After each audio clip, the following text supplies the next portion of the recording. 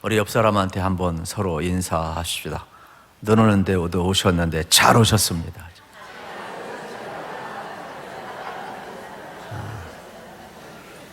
또 서로 축복합시다. 함께 예배드려서 힘이 납니다.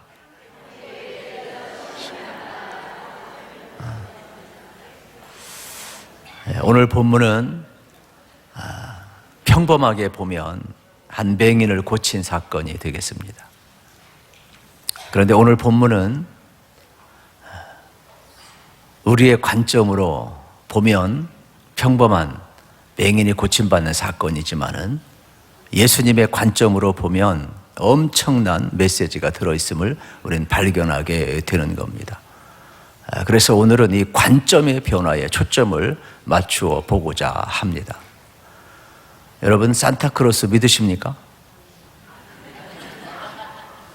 어릴 땐 믿었죠? 몇 살까지 믿었습니까? 9살. 그래요. 왜냐하면 보통 어릴 때는 산타크로스가 있다고 믿어요. 두 번째, 좀 크면 산타크로스가 없다고 생각이 바뀌어요. 그리고 조금 철들고 나이가 들면 내가 산타크로스가 되는 거예요. 여러분, 여기에는 엄청난 관점의 변화가 있어요. 1단계, 2단계에 보게 되면은 나에서 나로 가는 거예요. 내가 어릴 때는 순진해서 선물을 주니까 부모님 말씀하신 대로, 또 교회에서도 그렇고 산타크로스가 있다고 다 믿었어요. 내가 처음 커보니까 이거는 진짜가 아니고 어때요? 우리 선물을 주기 위해서 만든 것임을 알고 안 믿게 되는 것이죠. 그래서 관심이 나에서 나로, 내가 조금 안다고, 내가 조금 컸다고 이렇게 바뀌게 되는 겁니다. 그런데 실질적으로 철들고 어른이 되면 내가 산타가 되어주는 것이죠. 이것은 관심이 나에게서 너로 바뀌어 가는 것이죠. 나의 이익에서 너의 이익으로 바뀌어 가는 거예요. 첫 번째 1단계는 나의 이익에서 나의 이익으로 바뀌어가는, 어떻게 보면 나에게서 나에게로 바뀌어가는 것이지만은 어떻습니까? 세 번째 단계는 전혀 다른 거예요. 나의 이익에서 너의 이익으로, 나에게서 너로 관심이 넘어가는 것을 이제 보게 되는 겁니다. 그만큼 관점의 변화는 놀라운 여러분 변화를 가져오고 있음을 보게 되는 겁니다. 잘못된 관점을 가지고 있으면 잘못된 질문을 하게 되고, 잘못된 질문을 하게 되면 잘못된 해석을 하게 되고, 잘못된 해석을 하게 되면 잘못된 적용을 할 수밖에 없어요. 그래서 오늘 첫 번째, 오늘 본문을 대하면서 바른 관점, 주님의 관점을 갖는 것이 매우 중요함을 발견하게 되는 것입니다. 1절 말씀을 같이 한번 읽겠습니다. 1절 시작. 예수께서 길을 가실 때에 날때부터 맹인된 사람을 보신지라. 아멘. 예수님께서 길을 가실 때 날때부터 맹인된 사람을 보았다, 이렇게 이야기하는 장면을 이제 보게 되는 겁니다. 그런데 문제는 제자들이 물어요. 예수님, 이 사람이 소경된 것은 왜 되었습니까? 자기의 죄입니까? 부모의 죄입니까? 누구의 죄입니까? 묻기를 시작을 하는 거예요. 원래 물어야 될 사람은 제자들이 아니에요. 원래 물어야 될 사람은 나면서부터 맹인된 사람이에요. 그런데 정작 물어야 될 사람은 묻지 아니하고 묻지 말아야 될 오지랖 넓은 제자들이 묻고 있어요. 왜 그래요? 여러분, 우리가 이 땅을 살아가면서 이 세상의 모습이 제자의 모습 속에서 그대로 드러나 있음을 우리가 보게 되는 것입니다. 어쩌면은 이들은 호기심이 있었고, 또 자기의 관점에서 무엇인가 자기가 주장하는 것을 강화시키고 싶어서 물었을 것이 되겠죠. 세상은 참 이상합니다. 묻지 말아야 될 사람은 묻고, 물어야 될 사람은 묻지 않는 세상에 우리가 지금 살아가고 있음을 보게 되는 겁니다. 욥기를 보아도 그래요. 욥이 고난당할 때에 여러분 새 친구가 와서 얼마나 난리 피는지 몰라요. 네가 의롭다고? 네가 하나님만 섬기다고? 네가 죄가 없다고?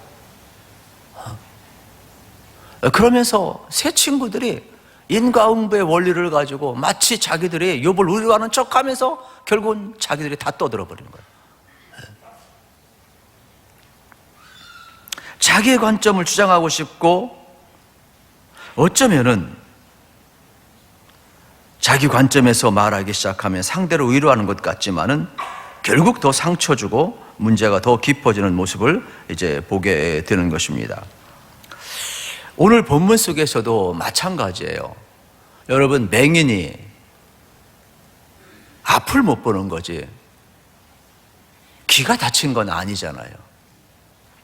그러면 맹인을 앞두고 제자들이 예수님 앞에서 내가 못 본다고, 예수님 이 맹인이 이렇게 보지 못하는 것은 죄 때문이 아닙니까? 저주받은 것 아닙니까? 이게 자기의 죄입니까? 이게 부모의 죄입니까? 이게 누구의 죄입니까? 얼마나 상처를 주고 있는 거예요. 자기는 대단한 것 같지만은 자기는 호기심이 있고 어떠한 자기 주장을 강화시키기 위하여 이야기하는 것 같지만 그것을 옆에서 들어야 하는 이 맹인은 너무 고통스러운 것이.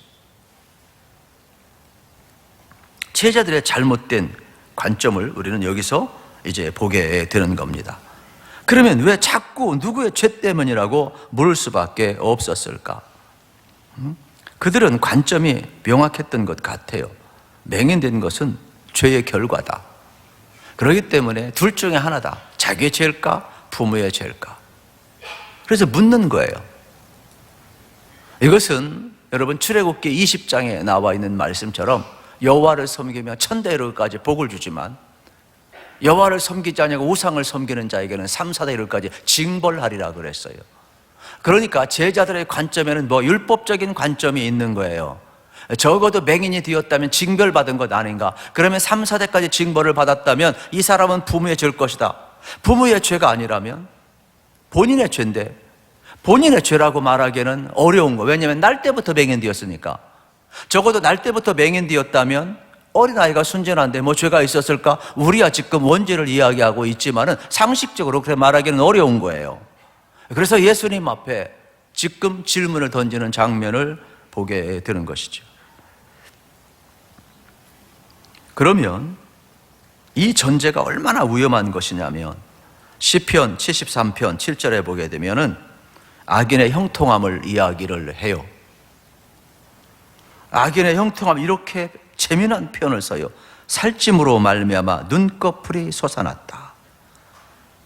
여러분, 우리가 보톡스 맞아가지고 눈꺼풀이 팍 솟아나고 살이 투성투성 쪄서 눈이 올라가는데 성경은 하나님의 사람들은 하나님을 섬기면서 지치고 힘들어서 눈이 처졌다 그랬어요. 재미난 표현을 쓰고 있어요. 그리고 더 깊은 표현을 쓰는데 그들의 소득은 마음의 소득보다 많다. 악인들이 나는 1,000만 원을 벌기를 원했는데 악인들은 어느 때 2,000만 원을 버는 경우가 있어요. 그러면 그걸 어떻게 설명하겠느냐? 이러한 내용이 나와 있음을 보게 되는 겁니다. 그러니까 제자들은 이 어떠한 부모의 죄 때문에 아니면 자기의 죄 때문에 맹인이었다고 주장하고 싶은데 그러면은 악인들이 형통할 때 어떻게 설명하겠냐는 거예요. 전제가 잘못되었음을 이야기하고 있음을 보게 되는 겁니다. 여러분들이 이 땅을 살아가면서도 마찬가지예요. 나의 관점, 나의 주장보다는 가능한 한 여러분들이 고통당하는 사람 곁에서는 침묵하시기를 축복합니다.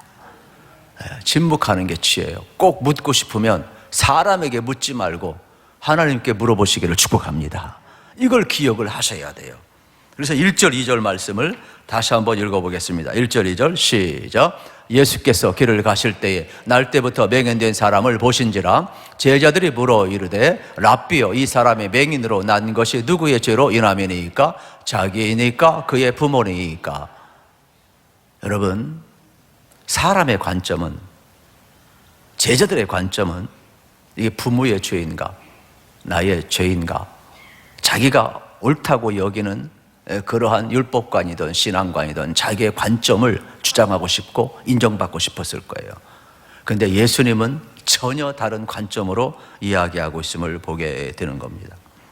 예수님의 관점은 과거를 가지고 더 이상 해석하지 말라. 이 맹인은 맹인된 목적이 있을 것이다. 미래에 할 일이 있을 것이다. 미래적 사건을 가지고 사명으로 해석하고 있음을 보게 되는 것이죠. 그래서 예수님의 관심은 전혀 달라요. 하나님의 일을 나타내기 위함이라고 말씀하고 있음을 봅니다. 우리 3절 읽겠습니다. 3절 시작. 예수께서 대답하시되 이 사람이나 그 부모의 죄로 인한 것이 아니라 그에게서 하나님이 하신 일을 나타내고자 하심이라. 할렐루야. 잘 보세요. 미래적 사건으로, 사명으로 잘 보세요. 하나님이 하신 일을 나타내기 위함이라는 거예요. 우리는 자꾸 과거에 의해서 해석하고 싶어 하는데, 내 관점에 의해서 해석하고 싶어 하는데, 예수님은 아니라는 거예요. 미래적 관점에서 하나님이 하실 사명의 관점에서 해석하고 있다는 것을 우리가 주목을 해야 돼요. 한마디로 하나님의 영광을 나타내기 위한 사명이 있다라고 이야기하고 있음을 보게 되는 겁니다. 이것은 우리들도 마찬가지예요. 제자들도 마찬가지예요. 목적과 수단을 우리가 자꾸 오해하기 때문에 발생하는 관점의 차이가 되겠습니다. 우리는 인생을 살면서 목적과 여러분 수단, 소모품을 구분을 해야 되는 것입니다. 여러분 한번 생각해 보십시오. 시간은 소중한 겁니다. 생명은 소중한 겁니다. 그런데 성경은 뭐라 그래? 우리 연수가 70이요? 강건하면 80이라 그랬어요. 그러면 여러분 시간은 너무나 소중하지만은 기억을 하셔야 돼요. 누구에게나 다 흘러가는 소모품이에요. 그러므로 시간을 선용하시기를 축복합니다. 다 흘러가는 거 소모품이에요. 돈 너무나 소중합니다. 그러나 여러분 돈은 뭐예요? 소모품이에요. 돈이 목적이 돼서는 안 되는 거예요. 돈은 완벽한 소모품임을 여러분이 알으셔야 되겠습니다. 그러면 여러분이 죽을 때 갖고 가는 사람 한 사람도 없지 않습니까? 우리 인생도 마찬가지예요. 고난도 마찬가지가 되겠어요. 고난도 뭐냐? 소모품이 되겠죠. 모든 인생엔 고난이 다 있어요. 그러므로 그 고난이 지나가면 되는 거예요. 그 고난을 피하려고 할 필요도 없어요. 그냥 그 고난의 길을 걸어가는 것이 인생임을 우리는 알아야 되겠습니다. 똑같이 주어진 소모품 사명을 위해서 쓰면 달라요. 예를 들어서 여러분 한번 생각해 보세요. 돈, 사명을 위해서 쓰면 얼마나 가치 있겠어요? 시간, 사명을 위해서 쓰면 얼마나 가치 있겠어요? 고난, 사명을 위해서 쓰면 얼마나 가치 있겠어요? 사도 바울 사도행전 20장 24절에서 뭐라요? 나의 달려갈 길과 주 예수께 받은 사명 곧 하나님 은혜의 일을 마치려면 나의 생명을 조금 더 귀하게 여기지 않는다 그랬어요. 사명을 위해서 그는 고난도 소모품으로 썼어요. 그는 시간도 소모품으로 썼어요. 그는 생명까지도 소모품으로 쓰고 있음을 여러분 알으셔야 되는 거예요. 우리가 목적과 수단을 구분하지 못하면 쓸데없는 이것 때문에, 알겠습니까? 소모품이 마치 목적인 것처럼 우리의 관점이 확 바뀌어버리는 거예요. 예수님은 지금 사명을 위해 미래에 할 일이 있다라고 이야기하는 장면을 이제 보게 되는 것입니다. 그러니까 맹인은 여러분 한번 생각해, 자신의 삶은 상당 부분 고난으로부터 시작되는 거예요. 날 때부터 여러분 앞을 보지 못한다. 얼마나 힘든지 몰라요. 고난으로부터 시작이 되는 것이죠. 문제는 뭐냐면 지금 이 고난도 여러분 사명으로 쓰일 수 있다는 것을 우리에게 보여주고 있는 장면을 이제 보게 되는 겁니다. 그러면 왜 제자들의 맹인을 놓고 이렇게 말도 안 되는 질문을 해야 했을까? 호기심이라고 했고, 또 자기 주장을 강화시키길 원했었고, 자기의 관점에서 질문을 던지고 있기 때문에 발생한 문제가 되겠습니다. 그러면 모든 고난은 죄로만 해석을 해야 됩니까? 여러분 그렇지 않아요. 우리가 이 전도 집회 같은 거 할 때 닉 부이치치 같은 사지가 멀쩡하지 않은 전부 다 잘려서 태어난 사람 영상을 항상 보여주지 않습니까? 혹시 여러분들 유튜브 탁 쳐봐요. 닉 부이치치 나와요. 그런데 이 사람은 여러분 고난 속에서 어떻게 합니까? 하나님께 영광을 드러내는데 이 사람이 돌아오게 한 사람은 전 세계적으로요, 유튜브거든 간증이건 실질적으로 600만 명 이상 하나님 앞에 돌아오겠대요. 놀라지도 않아요, 여러분. 예, 우리 한 명 인도하기도 어려운데. 예. 저는 이 사건을 보면서 고난이 여러분 내 관점으로 해석될 수 있는 문제가 아니에요. 하나님이 하신 일, 미래적이고 사명으로 해석을 해야 됨을 우리는 보게 되는 것이죠. 그러므로 나의 관점이 다 옳은 것은 절대로 아니라는 것을 우리는 알아야 되겠습니다. 건강하신 분들 얼마나 사명을 위해서 일하고 있느냐 뒤돌아보게 하는 말씀이 되겠죠. 그래서 예수님의 시각은 너무나 명확해요. 3절 보세요. 그에게서 하나님이 하시는 일을 나타내고자 함이라. 놀라운 말씀 아닙니까? 저는 우리 인생도 이랬으면 좋겠어요. 나의 인생을 어떻게 해석해야 될까? 3절, 현재 내 위치되어 있는 모든 상황들을 과거로 풀지 마시고 앞으로 하나님이 하신 일을 나타내기 위해서 오늘을 허락했다라는 이 말씀을 붙드시기를 축복합니다. 그래서 여러분의 인생도 미래에서 해석되기를 바라고 사명에서 해석되기를 바라고, 이게 예수님의 관점이에요. 우리는 뭐예요? 무조건 과거사 정리해야 되고 무조건 그냥 과거 붙들어야 되고 무조건 죄로 인해서 결과가 왔고 저주받았다고 해야 속 시원한 아주 못된 나의 관점을 우리는 고정관념으로 다 갖고 있단 말이에요. 예수님의 관점은 전혀 아니에요.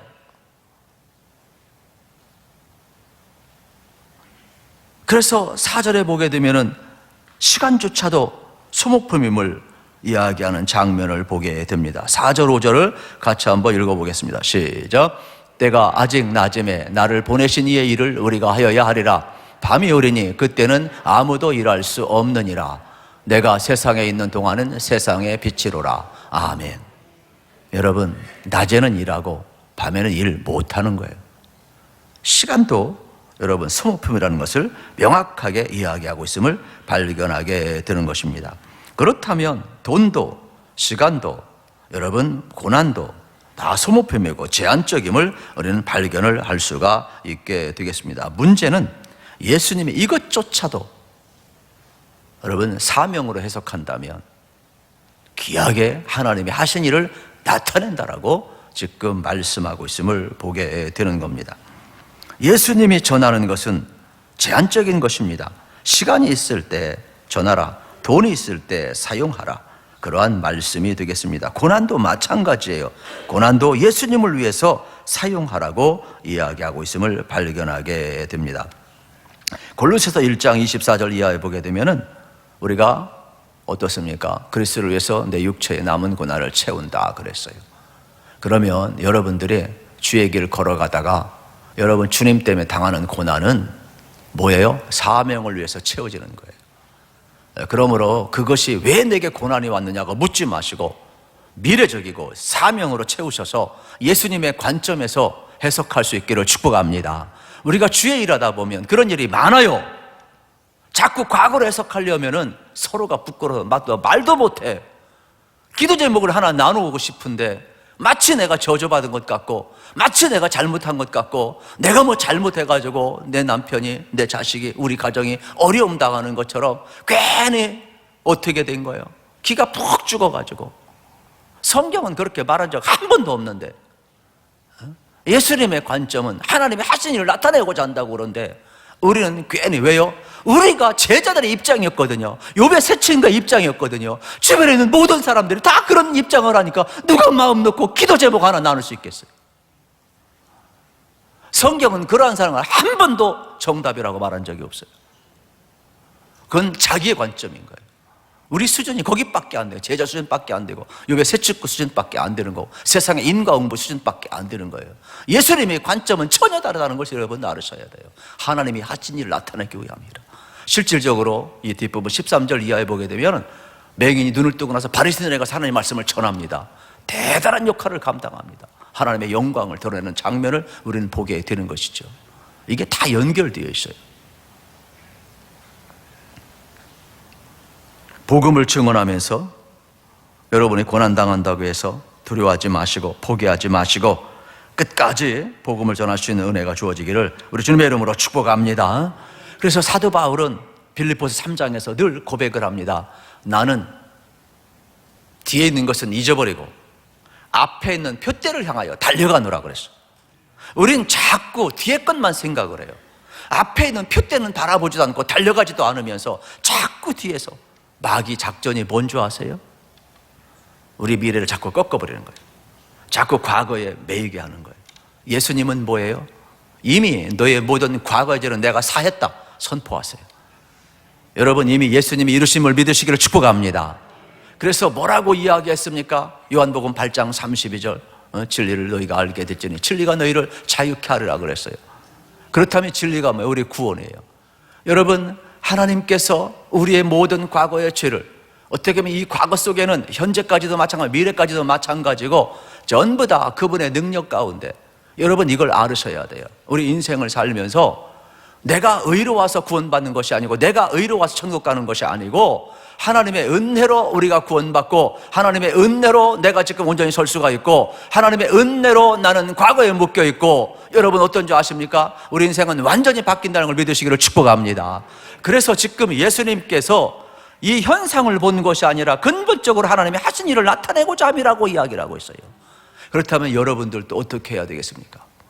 오늘 과거에 매이지 마시고, 이미 주님이 나를 사랑했으니까 여러분 주님의 것임을 믿으시길 축복합니다. 그러면은 어제 내가 범죄하고 오늘 주님의 것이라고 말하기에는, 선포하기엔 너무 민망해요. 나도 양심이 있으니까 그건 그런 썩을 양심을 십자가에 못 박으시기 바랍니다. 그건 양심이 아니라 마귀에게 묶여 있는 거예요. 여러분 주님 앞에 나아가시기를 축복합니다. 우리 청년들에게 주님이 너 사랑한다. 아니에요. 나는 사랑받을 자격이 없어. 아니야, 넌 존귀한 하나님의 자녀야. 아니에요. 내가 어제 술 먹고 나이트 가고요, 얼마나 내가 신나게 놀았는지. 목사님 그런 말 하지 마세요. 아니야. 그래도 주님은 사랑하셔. 이미 내가 죄인 되었을 때 주님은 너를 사랑했어. 정말요? 그러면서 그가 고백을 해요. 아, 나는 주님이 사랑하는구나. 나는 주님의 자녀구나. 그러면 막 엉엉 울어요. 여러분, 고백하지 아니하면 주님 앞에 가까이 나갈 길이 없지만은, 내가 주님의 자녀임을 선포하고 나를 통하여 하나님이 하신 일을 믿고 미래적 관점에서 보고 사명의 관점에서 보면, 설령 내가 멀리 갔다 할지라도, 내가 어젯밤에 죄악의 증거였다 할지라도 오늘 그리스도의 이름을 부르는 순간 그리스도는 나를 어떻게 합니까? 나를 새롭게 하실 능력, 더 주님 앞에 가까이 나가는 걸 믿으시기를 축복합니다. 그래서 너무 내 관점에 매이지 않았으면 좋겠어요. 우리나라가 참 어려웠던 이유 가운데 하나가 뭐냐면은, 이 트라우라는 말, 트라우마라는 말이 이 상처 아니겠습니까? 그래서 온갖 사람들이 전부 다 상처가 있는 거예요. 미래로 못 나가는 거예요. 그래서 한때는 이제 데이비드 시멘즈가 쓴 상한 감정의 치유라는 책이 베스트셀러가 되었어요. 두란노 서원에서 나오고. 그래서 한때는 모든 사람들이 다 상담가가 되는 게 꿈이었어요. 저도 그래서 연대 가서 상담학 석사과정을 했습니다만은, 하도 뭐 세상이 막 그러니까 뭐 실천신학을 해야 된다, 이제는 상담이 대세다, 전부 다 모든 사람은 상한 감정이 있다. 교회에서도 뭐 이야기할 때 뭐 이야기하면 과거 이야기하고 상한 감정을 이야기하고 막 서로 울고 막 콧물 뿌리고 막 그렇고, 은혜 나누고 예수 이야기는 안 하고 미래 이야기는 안 하고 사명 이야기는 안 하고 맨날 과거를 이야기한다. 그러면 인생의 주기를 다 이런 짓만 해가지고서는 전부 다 우리를 그렇게 몰아갔어요. 다 심리학적인 접근인데, 거기에 이제 기독교 상담을 갖다 붙여놨을 뿐인데, 그러나 방식은 여전히 뭐예요? 심리학적인 이론의 근거가 다 거기 들어가 있는 거예요. 그래서 어떻게 보게 되면은 미래를 향해서 나가고 사명을 향해서 나가면 되는데, 너무 고난만 묵상하고 상처만 묵상하다가 결국 과거에 묶여버리고 마는 거예요. 그래서 저도 예외가 아니에요. 어릴 때 받은 상처, 그래서 그게 트라우마가 되어서 마치 지금 내가 나오는 모든 것은 내가 받은 과거의 상처 때문에 지금 나온다라고 전부 다 해석을 하는 거예요. 그리고 우리가 기껏 할 수 있는 게 뭐예요? 서로 울고 불고 막 기도해 준다고 하면서, 응? 그러면서 미래로 나가지 못하고 사명으로 나가지 못하고 우리 한국 사회가 오늘날까지 왔어요. 저도 이걸 발견하고 더 이상 이 분야로 안 나갔는데,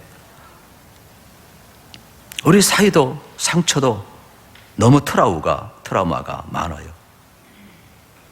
여러분, 우리 사회가 참 힘든 이유 가운데 과거사를 정리해 미래로 나간다라는 이러한 전제에 자꾸 자기 주장에 권력을 가진 자들의 논리에 자꾸 빠져가지고 우리는 힘차게 미래를 나가지 못했어요.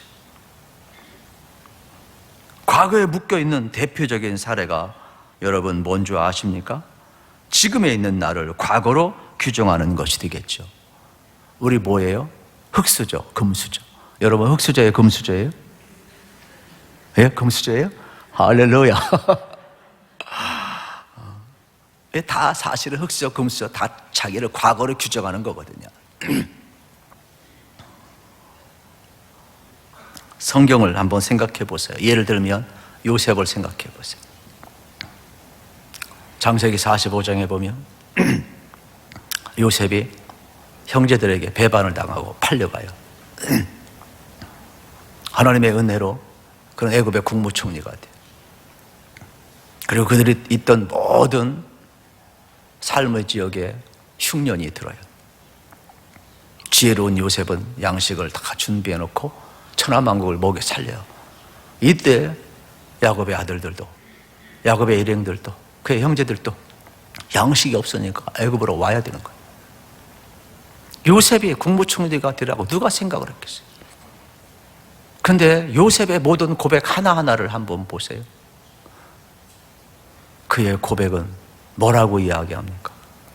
형님들이 나를 팔았으므로 두려워하지 마소서.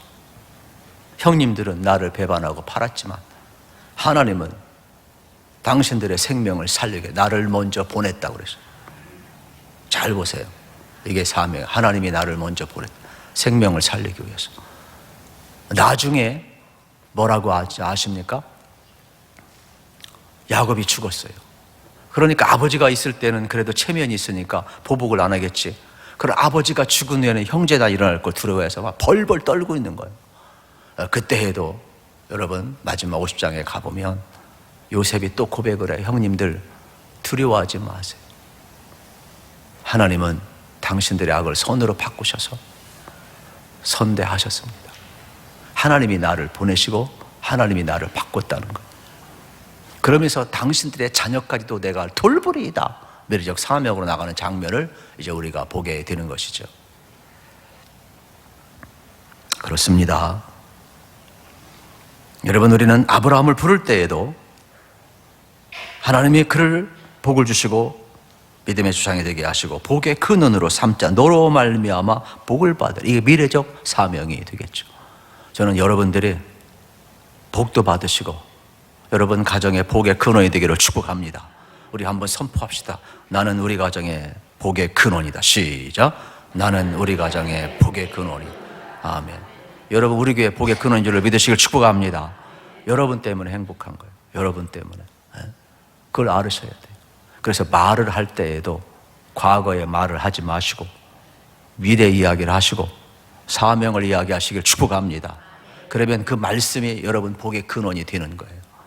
무슨 내가 부족하다고 내 합리적인 말을 하는 것은 여러분 그게 양심이 아니라니까 그건 믿음이 아닌 거예요. 하늘에서 이루는 것처럼 땅에서 이루어지는 하나님의 역사를 믿는다면 여러분들이 믿음으로 선포하시기를 축복합니다. 이미 하나님이 이루신 것이에요. 우리가 이루는 게 아니라니까요.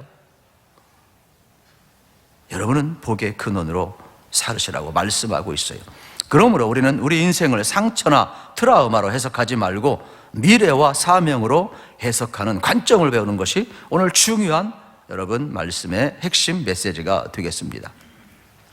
왜 내 인생 가운데, 우리 가정 가운데, 우리 교회 가운데 상처가 있고 고난이 있을까? 간단합니다. 여러분들은 미래에 하나님이 하실 일이 있어요. 여러분들은 사명이 있어요. 할렐루야. 그러니까 내가 받은 것을 잘 보세요. 하나님이 하실 일이 있다니까요. 여러분 미래의 사명이 있다니까요. 꼭 여러분 이 말씀 예수님의 관점 붙드시기를 축복합니다. 이 맹인은 예수님께 고침을 받고 나서 바리새인들에게 예수님을 증거했다 말씀하고 있어요. 눈뜬 사람도 못하고 있어요. 제자들도 감히 바리새인 서기관들의 세력이 얼마나 셌던지 담대히 못했어요. 일반 사람 앞에서나 그냥 이야기했지. 근데 이 맹인은 눈뜬 사람도 못했는데 비는 게 없으니까 눈 뜨고 나서 그냥 바리새인들 앞에 가서 하는 말씀 전하고 정통파 앞에 가서 대단한 사건이 이제 13절부터 나와요. 이 사람은 과거에 붙게 사는 존재가 아니에요. 미래적이고 사명을 위해 사는 존재가 되고 있음을 보게 되는 것입니다. 그러므로 저는 여러분들을 축복하고 싶어요. 여러분 과거에 썩지 않기를 축복합니다. 현재의 고난에 묶이지 않기를 축복합니다. 이미 그리스도께서 여러분을 사랑하셔서 과거의 죄를 사했고 과거의 승체를 이미 다 씻어버렸어요. 그렇다면 이제는 미래적이고 사명에 의해서 예수님의 관점에 의해서 우리가 해석하고 나가야 될 것입니다. 여기 상징적인 장소가 나옵니다. 실로암이 나오죠. 7절을 같이 한번 읽어보도록 하겠습니다. 7절 시작. 이르시되 실로암 못에 가서 씻으라 하시니 실로암은 번역하면 보냄을 받았다는 뜻이라. 이에 가서 씻고 밝은 눈으로 왔더라. 아멘. 여러분 대단히 중요한 내용이 나오죠. 실로암의 뜻이 뭐예요? 보냄을 받았다. 보냄을 받았다는 무슨 뜻이에요? 사도라는 뜻, 사도. 잘 보셔야 됩니다. 그냥 단순한 연못이 아니라 하나님의 일을 하기 위해서 보냄을 받은 곳이 실로암이에요. 그리고 사도가 뭐냐? 하나님의 일을 하기 위해서 보냄을 받은 여러분 주의 부릅시와 일꾼을 사도라고 이야기를 하는 거예요. 그렇다면 이 오늘 본문은 기가 막힌 메시지가 여기에 들어있음을 우리는 발견하게 되는 겁니다. 우리도 마찬가지죠. 보냄을 받은 자, 땅끝까지 증인되기를 원하는, 그래서 실로암에 가서 지금 씻으라 말씀하는 장면을 이제 보게 되는 것입니다. 다른 사람들 여러분 어떻습니까? 과거로 보지만 예수님은 미래로 보고 있고, 예수님은 이 상처를, 이 맹인을 사명으로 지금 보고 있는 장면을 우리가 발견을 하게 되는 겁니다.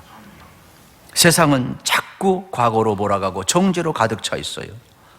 그러나 우리는 예수님께서 우리의 정죄를 다 풀어주었으니까 이제 여러분들이 하나님 말씀 안에서, 진리 안에서 자유하시기를 우리 주님의 이름으로 축복합니다. 그렇다면 예수님의 관점으로 바뀌면 우리의 상처는 과거로 매이지 않습니다. 그런데 여전히 나의 관점으로 가지고 있으면 상처는 트라우마로 남아요. 불안으로 남아요. 그러지 마시고 여러분들은 예수님의 관점으로, 미래적 관점으로, 사명으로 완전히 바뀌시기를 우리 주님의 이름으로 축복합니다. 모든 구원은 예수님부터 시작되는 거예요. 예수님은 알파와 오메가예요. 여러분의 인생은 예수로부터 새롭게 시작되었어요. 그럼 예수님에서 마칠 것이에요. 그렇다면 시작을 예수님이 하셨어요. 내 죄를 사하노라. 내 모든 상처를 우리 주님이 이미 담당하시고 싸매어 주셨어요. 그러면 더 이상 그걸 붙들지 말라고 이야기하고 있음을 보게 됩니다. 내 시작은 내 상처가 아니에요. 여기서 날 때부터 맹인되었다. 서로가 지금 여러분 이 맹인을 향하여 자기 관점을 주장하고 있는, 예수님은 아니라는 거예요. 사고로 맹인된 것도 아니고 한 번도 본 적도 없어요. 그런데 이 사람은 빛을 알까요? 모를까요? 몰라요. 왜요? 날 때부터 맹인되었으니까. 빛을 몰라요. 중도 실명자가 아니에요. 보는 감각을 전혀 몰라요. 그래서 그가 할 수 있는 것은 구걸하는 것밖에 없었다라고 이야기하고 있음을 보게 되는 겁니다. 이 사람은 지금 자신이 원하는 것이 무엇인지를 몰라요. 그래서 구걸만 하고 있는 것이죠. 그 사람이 진정 원할 것은 눈 뜨는 것 아닙니까? 그런데 이것도 아셔야 돼요. 그 사람이 원해서 고쳐준 건 아니에요. 이 사건은 이 사건은 예수님이 오셔서 고쳐준 사건. 아주 독특한 은혜의 사건이 되겠죠. 여러분, 꼭 우리가 모든 걸 구해야만 준다고 생각하지 마세요. 구하면 당연히 주시죠. 그러나 하나님은 우리를 쓰시기 위해서, 보내기 위해서 찾아오시고, 여러분, 우리의 눈을 뜨게 하시고 빛을 보게 하시고, 하나님은 어떻습니까? 은혜 주심을 믿으시기를 축복합니다. 우리가 이 세상에서 원하는 것이 전부가 아님을 알아야 되는 겁니다. 사명을 모르면 구걸할 수밖에 없어요. 내 사명을 알면 구걸하지 않고 사명을 감당하며 살 수가 있음을 보게 되는 겁니다. 예수님께서는 우리 한 사람 한 사람, 우리 한 가정 한 가정 지금도 쳐다보고 계심을 저는 믿습니다. 왜냐하면 1절 말씀이 너무 은혜가 돼요. 예수님께서 길을 가실 때에 날 때부터 맹인된 사람을 보신지라. 그가 예수님 앞에 찾아온 게 아니라니까요. 예수님이 먼저 보신 것이라니까요. 그러니까 예수님이 여러분 한 사람 한 사람을 보고 있다니까요. 여러분의 가정 한 가정 한 가정을 보고 있다니까요. 어떻게 보느냐? 하나님 사랑의 눈으로 어떻게 해요? 바라보셔요. 주만 바라볼지라. 그죠? 우리 하나님 사랑의 눈으로 바라봐요. 저는 1절이 너무 은혜가 돼요. 여기서부터 역사는 시작이 되고 있음을 보게 되는 것입니다. 우리 인생만 바라볼까요? 우리 교회도 바라본다는 것을 여러분 아시고 항상 믿음의 말, 미래적 관점, 예수님의 관점, 사명의 관점에서 말하기를 축복합니다. 제가 우리 교회 와서 제일 듣기 좋은 소리가 목사님 우리 교회는 좋아요. 희망이 있다. 내가 여기서 뼈를 묻어야 되겠다 생각했어요. 왜요? 이 미련한 사람들은 목사님 우리 교회는 사랑이 없어요. 그 사람 때문에 사랑이 없는 거거든 사실은. 그런데 우리 교회는 너무 좋아요. 목사님도 좋고 나는 처음 만났는데 내가 뭘 좋아 알지도 못하면서 그냥 좋대. 그냥 내 뼈를 묻어야 되겠다. 우리 성도님들 너무 좋아요 막 그러더라고. 관점이 다른 거예요. 관점이 아픔이나 문제나 한계 이런 걸 보는 것이 아니라 주님의 관점으로 보고 있음을 보게 되는 것이죠. 우리 주님이 얼마나 좋은 줄 아십니까? 우리 주님은 우리의 작은 신음에도 응답하신다라고 이야기하고 있음을 발견하게 되는 것입니다. 그러므로 여러분 꼭 기억하세요. 저는 이 요한복음 6장 44절 예수님 말씀을 늘 기억하는데, 아버지께서 우리를 이끌지 않으면 이 자리에 올 수 없다는 말씀, 너희들이 스스로 나온 것이 아니라 아버지께서 이끌었다는 거예요. 우리 인생의 주도권은 누가 가져? 하나님이 갖고 계셔요. 이 시간도 마찬가지죠. 여러분이 온 것이 아니라 하나님이 이끌지 않으면 올 수가 없다니까요. 하나님이 이끄셨다는 거예요. 우리 인생의 주도권은 하나님이 갖고 있다는 거예요. 신앙은 여기서부터 시작이 되는 거예요. 예수님이 바라보는 나, 예수님이 나를 하나님의 일을 나타내기 위해서 나를 미래적으로 이끌어가는 나, 그리고 주님이 보내셔서 사명을 감당케 하는 그 사명자 나로부터 내 인생이 시작된 것이 아니라 하나님으로부터 시작되었다면 현재 해석할 수 없는 고난이라 할지라도 하나님이 미래에 사명을 감당하기 위해서 하나님의 일을 나타내기 위해서 하나님의 영광을 위해서 사용한다는 것을 믿으시고 이 예수님의 관점을 꼭 배우시기를 축복합니다. 11절을 같이 한번 읽겠습니다. 11절 말씀 11절 시작. 대답하되 예수라 하는 그 사람이 진흙을 이겨 내 눈에 바르고 나더러 실로암에 가서 씻으라 하기에 가서 씻었더니 보게 되었노라. 아멘. 여러분, 제가 여러분에게 진흙을 이겨가지고 여러분 눈에 딱 바르고, 자 우건사님, 자 실로암에 가서 씻고 오세요. 순종하겠어요? 복 받을지어다. 여기 맹인은 순종했어요. 우리가 오해하지 말아야 될 것은 뭐냐면 예루살렘에서 성전에서 알겠습니까? 실로암까지는 2km가 떨어졌어요. 그러면은 여러분 잘 보세요. 오리에 오리. 보이지를 않아요. 얼마나 불편하겠어요. 그리고 우리가 성경을 자세히 보게 되면 오해하지 말 것은 뭐냐? 내가 가서 씻으면 내 눈이 보이려 한 적 없어요. 소망 이야기한 적 없어요. 눈 뜬다는 말 없어요. 그냥 가서 씻으라 이야기했어요. 기적은 어느 때 나타나느냐? 내가 이해가 안 돼도, 내가 불편해도 예수님이 하시면, 예수님이 말씀하시면 무조건 순종할 때 기적은 일어나는 거예요. 나는 다른 본문하고 너무 달라가지고 이 말씀 준비하면서 얼마나 막 가슴이 뛰고 충격이 많은지.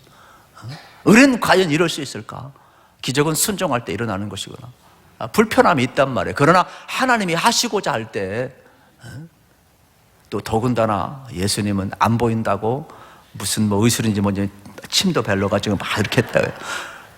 그걸 또 갖다 발라주고, 그런데 더럽다 하지 않냐고. 안 보니까 모를 거 아니에요.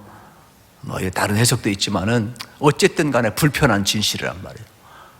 그런데 2km나 갔어요. 그리고 가서 씻었어요. 그런데 저는 이 실로암이라는 뜻이 보냄을 받다는 뜻에 아주 기가 막힌 사명을 제가 발견했어요. 아하, 이 13절부터 펼쳐지는 이 사명을 보면서 하나님께서 우리에게 순종할 때 기적을 베푸시고, 그리고 눈을 뜨게 하고 또 사명을 감당케 하고 말씀을 증언하는 이 모습을 보면서 얼마나 은혜가 되는지 모릅니다. 하나님이 모든 일을 하실 때 여러분, 기적은 반드시 일어나는데 순종하는 자에게 일어남을 발견할 수가 있게 되겠습니다. 여러분들, 지금도 우리가 꼭 기억해야 될 것은 딴 것이 아닙니다. 흙은 창조의 물질 아니겠어요? 하나님이 흙으로 사람을 지으셨어요. 그러면 우리가 구약 창세기적 개념을 가지고 오게 되면은 지금 예수님이 여러분 하나님 아니십니까?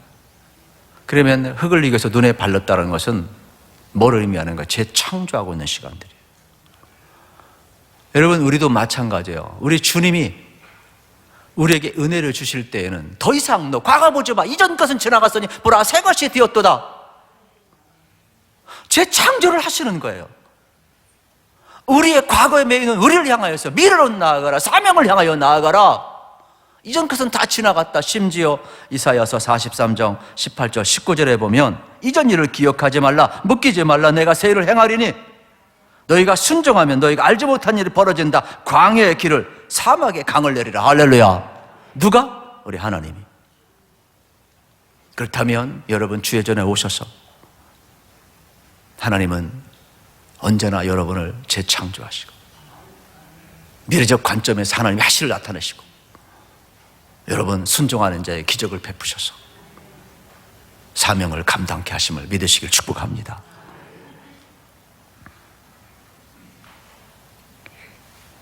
요한복음 2장 5절 우리 같이 한번 읽고 끝나겠습니다.